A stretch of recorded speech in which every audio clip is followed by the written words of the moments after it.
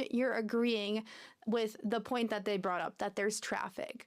A lot of times native speakers will just throw on the word actually to this phrase as well. I'll say, that's a good point actually, meaning like, I really didn't think of this. I'm surprised, to hear this good point. And it's not supposed to be insulting, like, I'm surprised you came up with a good point. It's just, I'm surprised I didn't think of this idea. Like, actually, we should be thinking about this. Maybe you guys are talking about buying a new appliance for your house. It gets kind of expensive. You're buying either a washer or a dryer or a refrigerator or a new stove.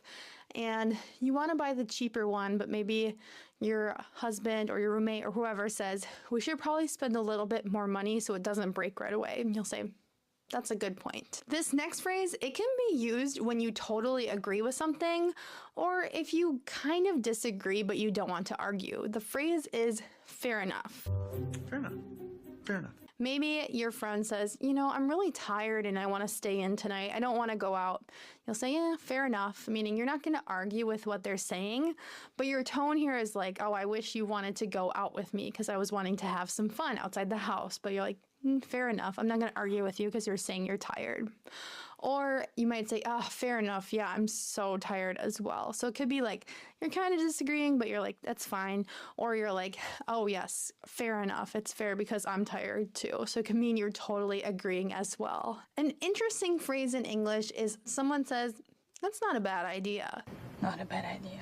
Now, you think of this phrase, bad idea, as being negative, but it's actually positive. It's saying, like, that's good thinking, and a lot of times it means that's good planning.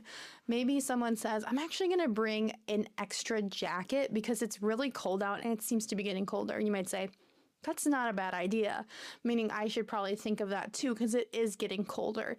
You're saying it's a good idea by saying it's not a bad idea. So it's kind of a funny way to say something is good. Maybe you and your spouse, your husband or wife, say, we should order out pizza tonight. It sounds delicious. And you might say, that's not a bad idea. It's like a positive expression here. You're saying, yeah, that sounds really good. I agree. So not a bad idea means I agree. That's a good thought or a good idea. Now that we've talked about some agreeing phrases, let's talk about some ways to softly disagree in English, very polite. So you might say, I'm not so sure about that. I'm not so sure about that. Not so sure about that. This is a soft disagreement.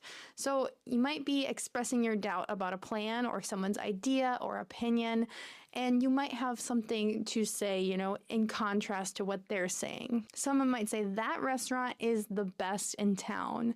You might say, I'm not so sure about that. I really like this place. So you're not being super confrontational.